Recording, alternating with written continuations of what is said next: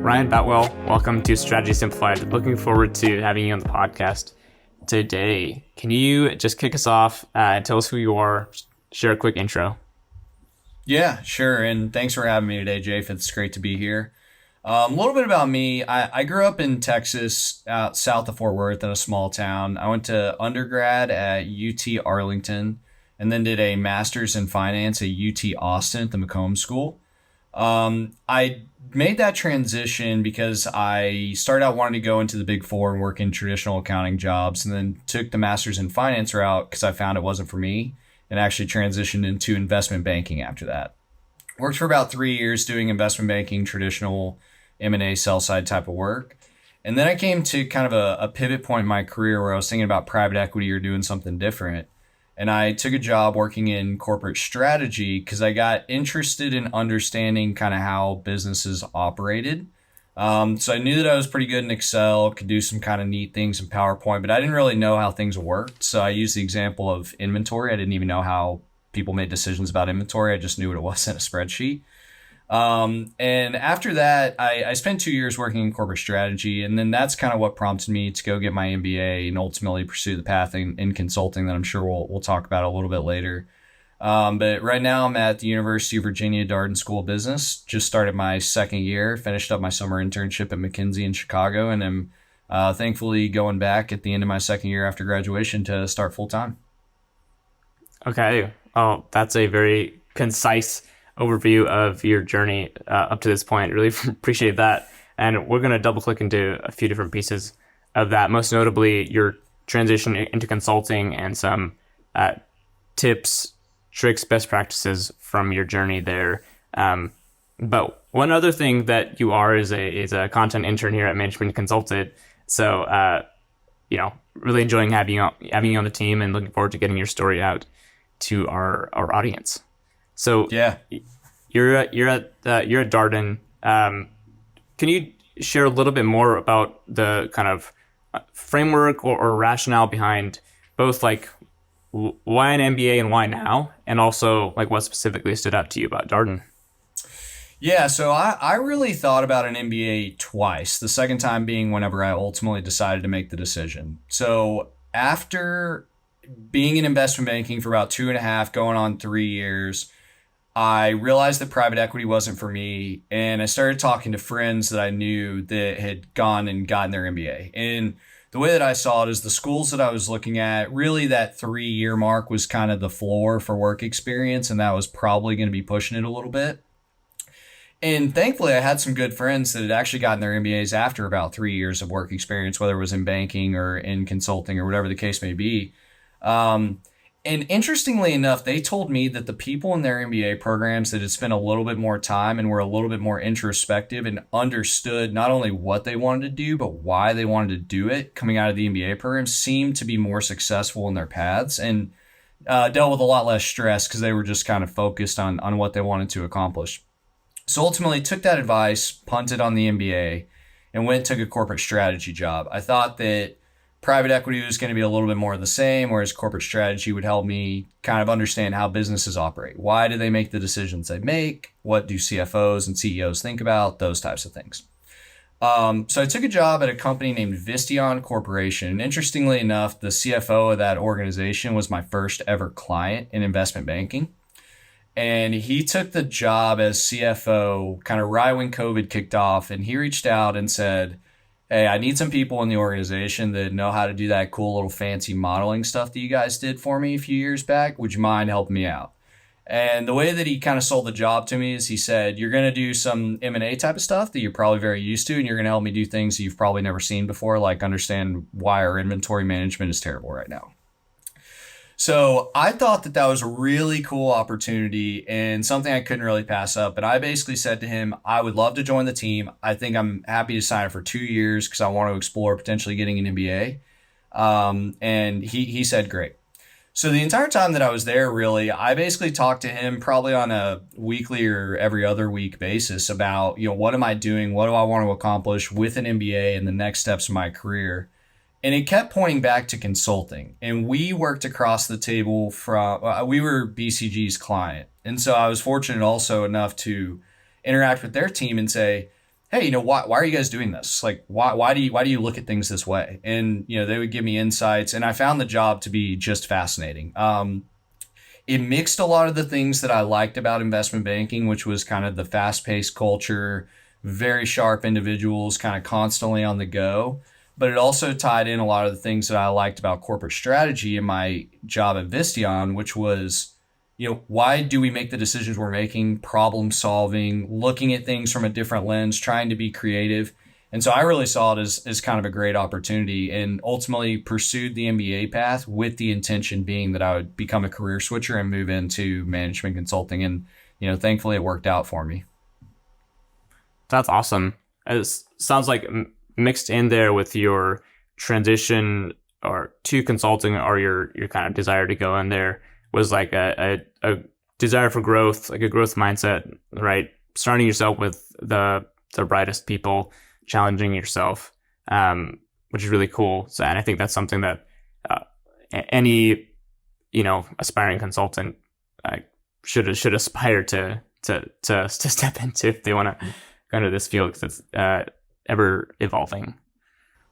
Yeah, I think that's exactly right, and I think I was very fortunate to have a really good relationship with my boss, kind of day one, because I'd previously worked with him. But he was very good about always pushing me to think about why things happen, not just what we're actually doing. And that obviously took first priority in the work that we were doing. But then as I worked alongside BCG and we talked to other consulting firms along the way, it became pretty apparent, I guess, to me that they were also thinking about things like that and asking kind of important questions and trying to dig into details. So, yeah, I think it was a natural fit for me, and I just kind of enjoyed what I saw, enjoyed what I did, and it worked out really well. What are some of the skills that you gained pre-consulting? Like, just let's like pick one or two that you think are really going to help you out in consulting. Yeah, so I think in typical kind of consulting fashion, right? The way that I would think about this is really like a hard skills and a soft skills situation. So from a hard skills perspective, there's certain things that consultants do, right? It's working in Excel, it's working in PowerPoint, it's doing data analysis, it's conveying a message. And I think that I was very fortunate to have very good training in a lot of those things, kind of the hard skills through my investment banking and the corporate strategy background. So I think that's one easy one to point to. But I think the more important one that I learned was a soft skill. And that was just kind of the ability to ask questions about things that I was seeing. So the typical way that we worked whenever I was in corporate strategy was there would be kind of an analytical process that we would go through. There would be some data that we would look at to answer a question. And maybe it was, should inventory be this high in this particular plant? And so we would look at the data and we would analyze trends and put something together in PowerPoint. But when we put the PowerPoint together and took it to my CFO at the time, we weren't saying like, this is the answer most of the time. Most of the time we were saying, these are the questions that we need to ask in order to answer your question. So it was learning how to ask him questions about the context and then dig deeper into the team that was closer to the actual inventory management system to say, why are you doing things the way that you do? The numbers tell one story, but then when you dig into the context, the numbers become a lot more fruitful and you start to understand not only what the numbers say, but what they mean. And that's how you can make decisions. Now, my summer at McKinsey, I was working on an automotive client and we were doing basically some operations transformation stuff. And I found that skill to be very useful because it was, one, very comfortable to me because we were looking at similar problems as what I had dealt with before. But also I found it to be just valuable in helping me learn because I was asking associate partners, even just engagement managers, guys and girls that were just a couple of years older than me in their consulting careers. And they just had so much more insight than me. So being able to ask those questions actually helped me do better work and I think become a better consultant even over the 8 to 10 weeks or so that I was there. I love that second part, especially the asking the right questions to get to the root of what you're trying to solve for. Yeah. How do you get over the fear of looking for lack of a better word, stupid, right? Like asking these questions. You're like, I don't know the answer, but I don't want to look like an idiot. Yeah. Yeah. No, I mean, frankly, I don't know that you ever fully get over, at least I don't know that I do. Um, for me, frankly, the way that I approached that situation is I just tried to come to the table as prepared as I could for questions. So if I had a question about a particular number, a particular data set, or I was saying, I don't know what this acronym means, first of all, I try to figure it out on my own, spend a little time, but not spin my wheels. For all you aspiring consultants out there, you'll hear that a million times. But I think just coming prepared and showing whoever it is that you're asking those questions to that you've tried on your own, I think goes a long way. Inevitably, I was wrong or was looking in the wrong places, I guess, 99.9% of the time. But I think that that's kind of the key is just showing these people that you're working with that you're trying, because nobody hates anything more than their time being wasted. And I think if you come to the table and say, I don't know what this means and I don't want to do the work to figure it out, that's a little annoying. If you show up and you say, I've looked in these different areas, tried to answer this question these different ways, and I just can't figure it out, or you're just kind of lost and you don't know where to go, like that's a very different conversation than saying like, I just didn't do anything and don't know. So showing up prepared and just, showing to everybody and displaying to everybody that you're trying and you just can't get there all the way is a totally different way to look at it, and I think worked for me. Yeah, you're taking ownership. You're not just coming to the table with a blank question, but you're actually saying, "Hey, I've looked into this." I love that. I think that's really critical. Yeah, and it's interesting too because that's basically the way that consulting firms work, right? Because it's the hypothesis-driven approach to everything. Yeah, I was thinking that when you're talking. Exactly. Yeah. Come to the table with a perspective. Exactly. Yeah. 100%. Yeah, if there's anything folks take away from this conversation, like it's that answer first, hypothesis kind of driven point of approaching things. All right, let's transition to your kind of recruiting process into consulting. So just give us a little bit of an overview of that. Did you kind of have on-campus resources? Did you go to coffee chats? Did you, what did the application process look like, networking, et cetera? Just give us a broad overview, and then we'll kind of dive deeper into a few areas. Yeah, absolutely. So I think that I came into Darden definitely understanding fairly well like what consulting was. So I definitely realized that I was at a little bit of an advantage kind of from that perspective. Where Darden really helped me out and where the on-campus resources played a huge role for me is I had no idea how to recruit consulting. It was totally different than anything that I'd ever done before. And I was extremely intimidated by the case study interview process. So Darden was huge in saying basically like, look, do these things between these months, do these things between these months, start practicing cases here, blah, blah, blah, move on, and then boom, you'll have an outcome. And frankly, I just followed that approach to a T and did exactly what they told me to do, and it worked out. The most challenging piece for me, to be completely honest, was probably, I would say is probably kind of the early stages of networking, because I think that there's an expectation that you're asking certain questions, you're doing certain things, and there's sort of a kind of a song and dance that you're playing with each other as you get to know one another. And it was a little uncomfortable. I think I navigated it okay, but that was the biggest challenge for me. I enjoyed the casing the most, which people told me was a good sign, probably pointed to me potentially liking consulting a decent amount. But the networking aspects, especially early on, were definitely the most challenging for me, I think. Okay. Let's talk about that song and dance a little bit more. And so let's just speak to, first year MBAs. Like right now is the time when they're going through this process for a lot of folks when this episode comes out. So how do folks approach that kind of song and dance as you mentioned? Can you share a couple pieces of advice, some kind of tactical steps for that?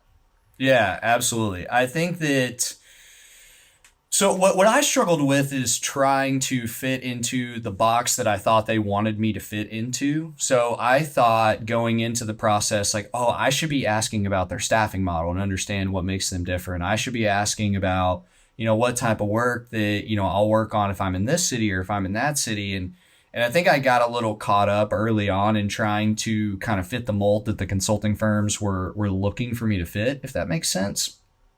But that approach really just didn't work for me. One, I didn't always find those conversations interesting, to be completely honest. But two, it didn't really help me get to know the firm and the people very well, I think. Because if there's one thing that I've learned about my previous careers before Darden, it's that the work you do is certainly important, but what's more important is the people you're doing that work with. So whenever I shifted my approach and stopped focusing on those things and just asked very honest and frank questions of people, things like, what's been the most challenging day that you've had? Have you ever had a day where you've just thought about quitting? You start to pull things out of people whenever you ask some of those questions that are a little bit more insightful, I think, to the culture of the organization that you're recruiting with. And to be honest, I was a little nervous to ask those types of questions at first, but I found that the different consultants that I talked to were very receptive to those questions. They want you to want to be there as bad as they want you to be the right candidate, I guess, so to speak. They don't want to get a good candidate that's a robot that fits all the boxes that they have. They want somebody that can do the job, do it well, but like wants to be there and wants to do that. So once I shifted my approach on networking and started asking more kind of personal culture related questions, things went a lot smoother for me. And frankly, I learned a lot more about the firms, and it helped me kind of identify my top choices and, the places that I wanted to be, locations and all that. So that was a really helpful transition for me. I love that. And I think asking questions that you're actually interested in the answer, not just what you think is the right thing, will also inform kind of the rest of your recruiting experience and your cover letter. And I know McKinsey doesn't require one right now, but you can reference those conversations and specific aspects of the firm and culture that you love and put them in your cover letter. And that tells the firm that you're actually genuinely interested in, and you like talk to people. Yeah. You know what's expected. Yeah, I think that's right. And one of the things that I did to kind of directly give kind of tactical advice to folks that are interested is, as the networking process moved forward, I actually had a list of key questions that I needed to answer before I could actually determine whether or not I wanted to go to a firm. So some of them were, I wanted to hear from people about what was their worst day. Was it a long night at the office? Because that's going to happen in consulting here and there. Or was it, a way that they were treated? I wanted to know some of those hard questions. So I actually made a list of questions that I needed answers to before I could determine, if I wanted to go work at certain places. And that was really helpful for me. I think folks will be really interested in knowing what those questions are. If you feel comfortable, do you mind sharing like a few more? Yeah, so one of the top priorities for me about every firm was about promotion cycles. I wanted to just understand how those decisions were made, and then also what the expectations were in terms of timing. Because what I didn't want to deal with is I didn't want a firm to tell me, you need to be in this position for 3 years in order to get a promotion, regardless of how good or bad you are. What I wanted a firm to tell me was, if you're ready in 1 month, we'll promote you in 1 month. If it takes you 4 years, it's going to take you 4 years. So that was one thing that was a big question mark for me. Another thing for me was about travel. So I told every firm that I would love to travel 46 plus weeks out of the year whenever I get started. But eventually, I'm going to want to have a family and maybe won't want to travel that much. Is it possible for me to scale that back if I'm still at the firm? And if the answer was just a no, that's going to kind of prohibit you from moving up within the firm, that was kind of a non-starter for me. But if there was some sort of flexibility in there, that was good. And then the last thing, like I mentioned before, was I wanted to know what people's worst day was. Because this kind of goes back to my background a little bit, but in my pre-Darden lifetime, I did not like the culture that I dealt with, and I frequently had colleagues that would come in and just quit. take that for what it's worth, because the cultures at the places I worked at before were a little different than what they are in consulting. But I wanted to know, what has been your worst day and what drove that? Was it a partner breathing down your neck, somebody that you were constantly dealing with? Or was it a long night at the office? It told me a little bit about the people that I was interacting with, but it also told me a little bit about the culture of the firm too. So I think those are kind of the top three. And I guess the other thing that I'll mention is weekend work. So again, being at a little bit different stage in life now, I think having some semblance of a work-life balance is important to me. I don't want it to be an expectation that I'm working every weekend. I know that certain times that will be the case because there are certain instances where you just can't avoid it. But that's very different than an expectation that I'm working every Sunday morning or that I'm working every Saturday afternoon or something like that. So I wanted to know what the expectations were going to be about weekend work. So I'd say those were kind of the key ones for me if I had to kind of pick a few. Oh, those are awesome. Thank you for sharing them. Really fascinating, really great questions. I love what was your worst day one, especially. That's awesome. Quickly, if you have any insight into office choices. So, most firms will let you list up to 3 offices. We get questions around this every day, right? Like, how should I, order my office preferences? Is it, the ones I think are most likely, have more space or more likely to get me a job, or how did you approach that? Yeah, so this is a pretty interesting one because this is a huge question that I'm getting from people in the first year class here at Darden right now. So I'll tell you, the way that I approached it was frankly pretty simple. So I basically just thought, where do I want to live? I didn't think about the size of the office. I didn't think, how competitive is it going to be to recruit in this office versus that office? Which actually, to be completely honest, I chose kind of the opposite in my choice. I was told that the Chicago office for McKinsey, where I recruited, turned out to be extremely competitive the year that I was going there. And it worked out for me because I think that you're going to be unhappy if you choose, this office or that office, thinking that you have an opportunity to game the system. Because then whenever you get there, are you going to do well if you're unhappy every day that you're back at your home? That's not really a good situation to be in. So I chose the city that I wanted to live in, and that happened to be Chicago. Now, I have an interest in working in heavy industrials, manufacturing, automotive type clients, and that happens to be an area of the United States that is very focused on that type of work. So that did play to my advantage, but that did not come into my decision-making framework.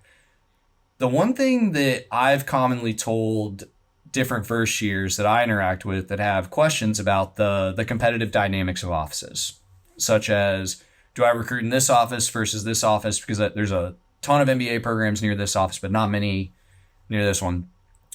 I always tell first year candidates the same thing, and that is, you have a lot of control over how good of a candidate you are, right? You have the ability to prep, you have the ability to network, you have the ability to understand all the dynamics of the case interview, the behavioral portions of the interview, etc. So I always encourage people to take that part, the competitiveness of the office, out of it, and instead just focus on being their number one candidate. Because the number one candidate that recruits at New York, Charlotte, somewhere out on the West Coast, Dallas, is most likely going to get a job offer.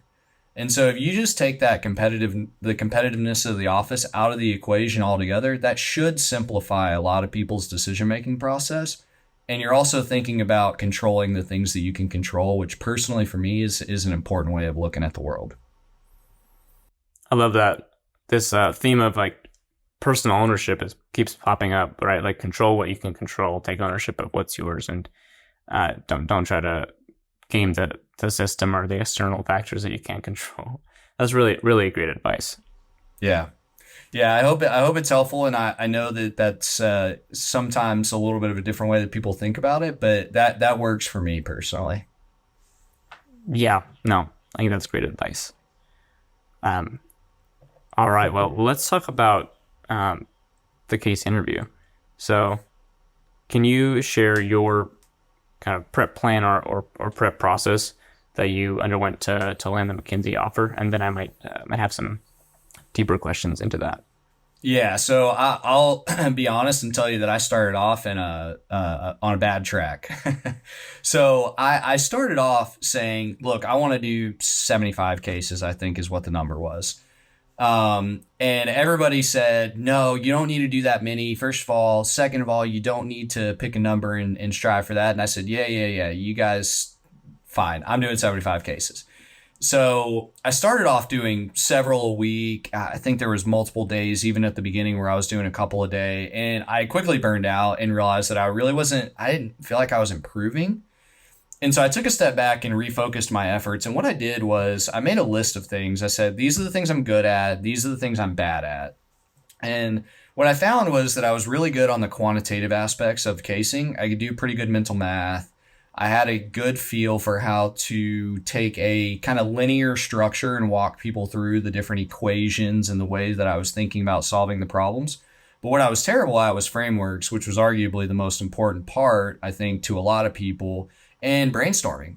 And I kept asking myself, why are you bad at these things? Like these should be easier. So I just focused my efforts outside of casing on studying those, learning about those, and then would come back to casing. So what ultimately ended up happening is I think I did around 40 cases or so in total, but I would actually do a case at the beginning of the week, then identify weaknesses from that case and go in and do individual study on my own on those different topics, such as frameworks, brainstorming, whatever the case may be. And then I would go back and actually redo the case that I did earlier that week, not with a partner, but just on my own, read through it and just think through how would I answer this now that I think I've gotten better at things. And then I would push that case to the side and move on and redo that process again. So it became very iterative and it became very much a kind of study at your own pace type of process for me with cases baked in there. But that's when I started to feel like I was very comfortable casing and got to a point where I thought, all right, I am feeling confident that I'm going to do well whenever these interviews actually come around. So there's no magic number, huh? I wish there was, and I wish it was like 10, to be honest. Yeah. Yeah. Yeah. So you identified your weaknesses or your gap areas, and you kind of stepped out of the casing process and kind of were intentional about addressing those areas, and you came back and like drilled down on those, very much in line with what we at Management Consultant teach. So I love that. I think it's going to be super helpful for people. Yeah, and to be fair, I mean, this might sound canned, but it's really not. I spent a lot of time reading on Management Consultant about how to approach case prep, and that was one of the takeaways that I did have, reading the different blogs and the written content, because I just didn't know how to do it. I just thought if you just, brute force power through it and just case, you'll get better. And that just really wasn't the case. Not for me. Yeah, you said it best. Cool. Well, as we're getting close to wrapping it up here, do you have one kind of resource that you went to throughout the process, whether it was in networking or office selection or case interviews, but one kind of resource or tool that was really helpful in your journey? Yeah, I mean, the biggest resource for me personally was the second years of my MBA program, frankly. It's the old saying, I guess, everybody has a plan until they get punched in the mouth, kind of comes to the top of my head here, because it's kind of interesting to sit on the other side of the table in case with one of your friends in your MBA class. But I just wanted to get a feel for what is this actually going to be like when I sit across the table from McKinsey and interview? And the best resources for that for me were the second years at my MBA program, because the cases themselves, the actual content and the actual flow of the case, the way it was laid out was exactly what I expected. But I was sitting on the other side of the table from senior partners at these firms, and they just ran a case very differently than the 27, 28-year-old MBA students that I was dealing with on a day-to-day basis at Darden. So I think talking to the second years and just saying like, hey, what is this actually going to be like was super beneficial. The other resource too that I'll plug is just any online resource. I mentioned management consulting because I looked at the website almost daily, it seems like, but I just wanted to have my finger on the pulse and just understand like what were people out there saying.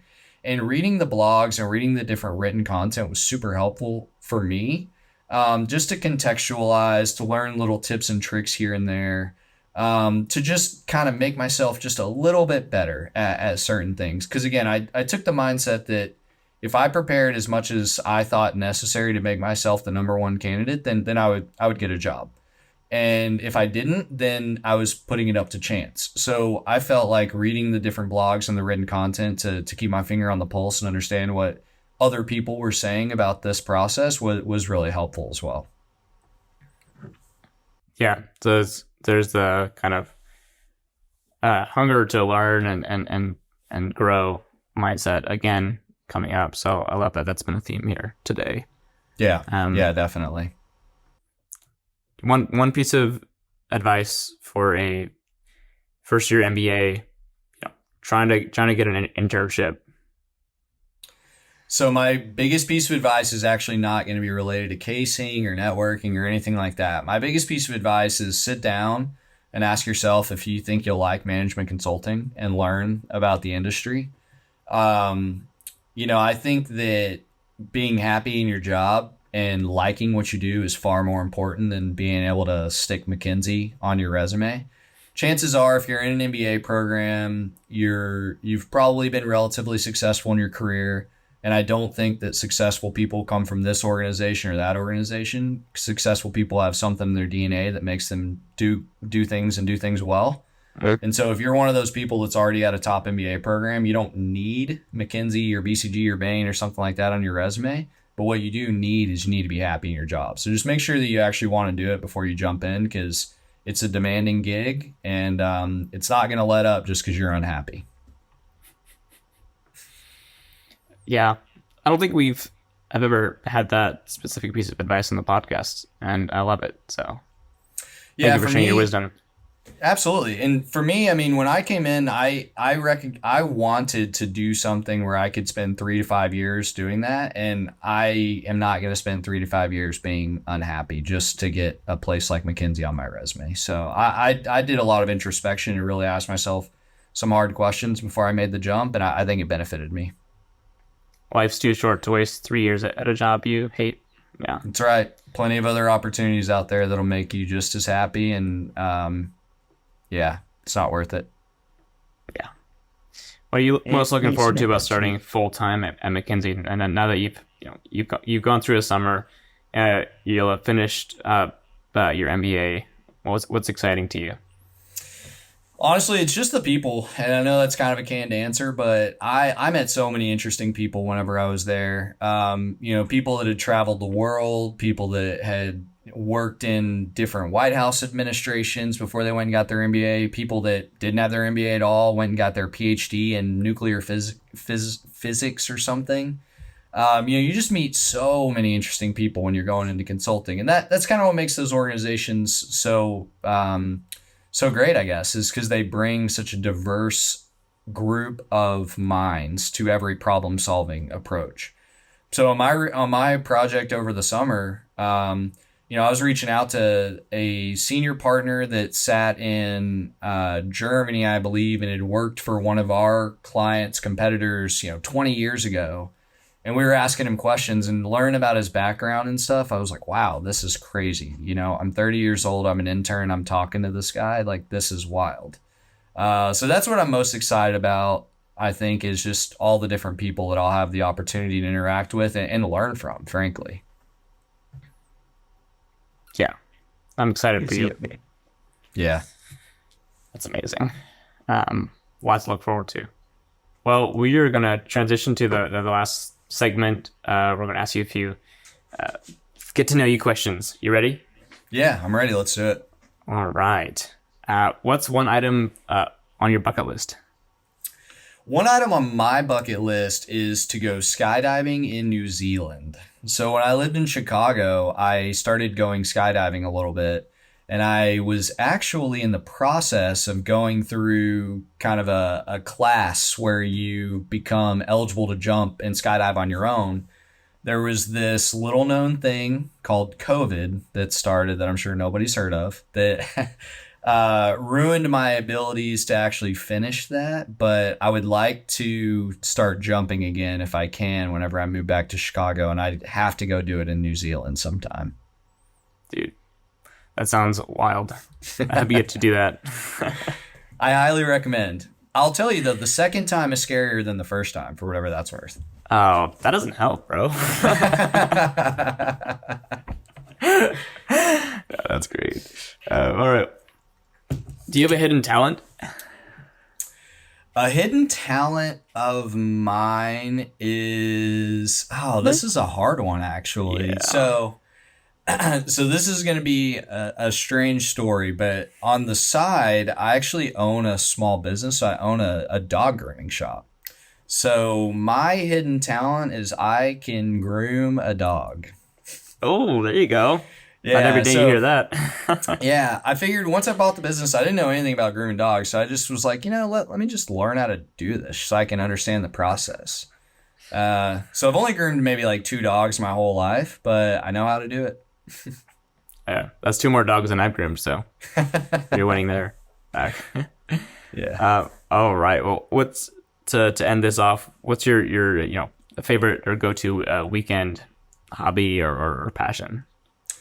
Yeah, so that I would have to say that's actually become tennis now. So I picked up tennis at Darden right after recruiting, and I love it. I've been taking lessons now for going on like 6-7 months. I love it. I think that I'll be a lifetime tennis player from now on. I stay pretty active though. So I work out quite a bit on the weekends, go hiking, things like that. But my top weekend passion or hobby is probably tennis right now. That's awesome. Love that. All right, Ryan, thank you for joining us today and sharing your wisdom with our community. Grateful for you. Yeah, absolutely. Thank you for having me. I really enjoyed it.